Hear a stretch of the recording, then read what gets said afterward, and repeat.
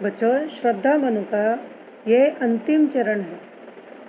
अभी हमारा श्रद्धा मनु का पाठ चल रहा था जयशंकर प्रसाद का, उसका ये अंतिम चरण है।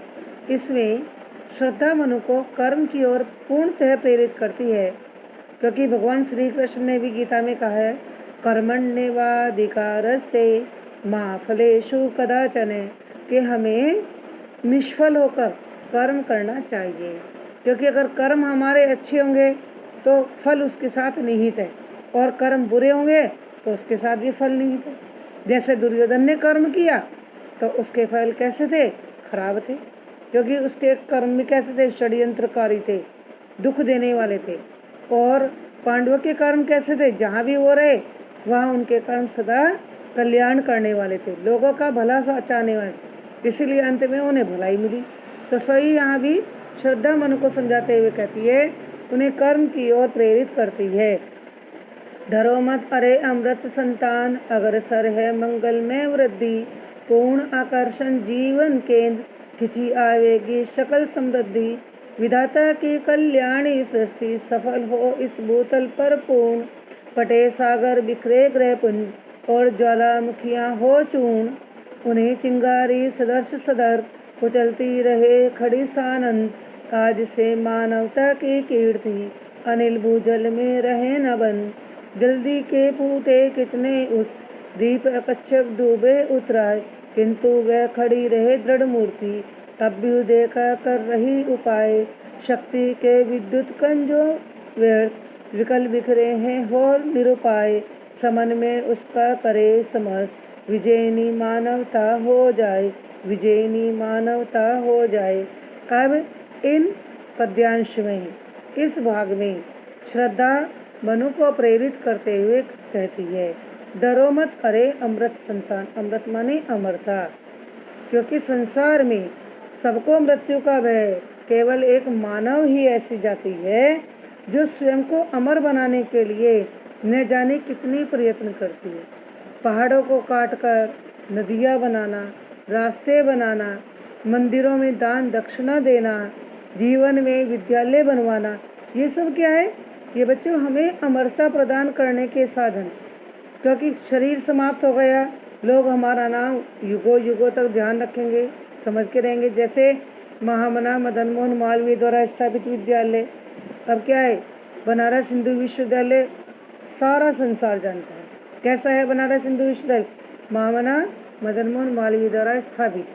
तो ऐसे ही है, डरो मत अरे अमृत संतान, हे तपस्वी, तुम तो अमरता प्राप्त करने वाली सर्वोच्च मानव जाति की संतान हो, या सर्वोच्च विधाता की संतान हो, इसलिए तुम्हें भयभीत नहीं होना चाहिए। अग्रसर है मंगल में वृद्धि, अग्रसर माने आगे की ओर विकास करती हुई तुम्हारी कल्याणकारी वृद्धि है। अर्थात तुम जो आगे बढ़ रहे हो ये सदैव ही अग्रसर है, आगे को बढ़ती हुई तुम्हारी वृद्धि है, तुम्हारा विकास सदैव ही आगे आगे होता रहता है। पूर्ण आकर्षण जीवन केंद्र, तुम्हारा यह जीवन तो संपूर्ण आकर्षणों का केंद्र है। कैसे?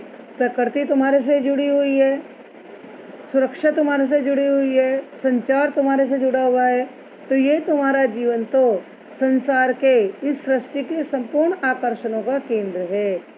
खिंची आवेगी सकल समृद्धि, संसार में जितनी भी समृद्धि है, सकल माने संपूर्ण, संपूर्ण समृद्धियाँ, संपूर्ण उन्नतियाँ तुम्हारी ओर ही खिंचकर चली आएंगी।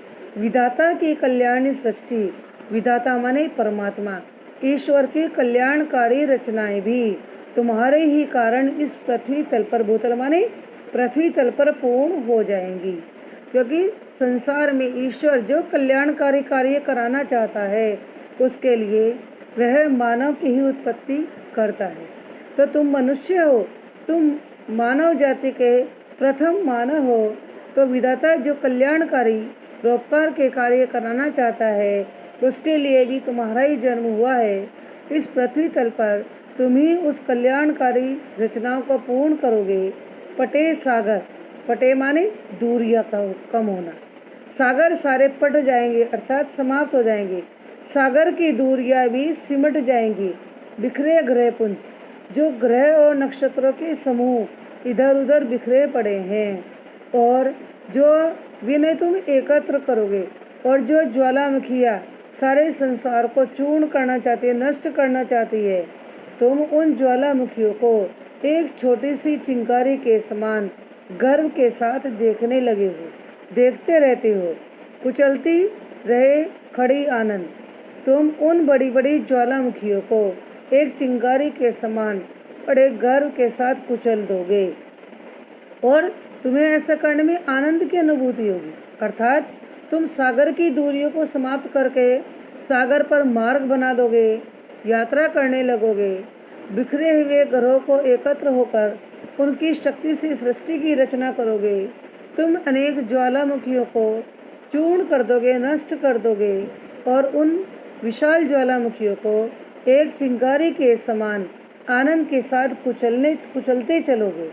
आज से मानवता की कीर्ति अनिल भूजल में रहे निबंध और तुम्हारे इन कल्याणकारी कार्यों से, तुम्हारी कर्मठता से, तुम्हारे कर्मों से यह मानवता, क्योंकि तुम मनु हो, प्रथम मानव हो, तपस्वी हो, तो तुम्हारे ही कारण जो मानव जाति का विकास है, मानव जाति का जो यश है, जो कीर्ति है, जो उनका नाम है, वह वायु, पृथ्वी और जल के कारागार में कभी बंद होकर नहीं रहेगी। जल्दी के फूटे कितने उस, जल्दी माने सागर, उत्स माने दीपक, द्वीप कहते हैं टापू को। इस सागर में भी न जाने कितने टापू, कितने द्वीप उत्पन्न हुए, कितने फूटे माने प्रकट हो गए।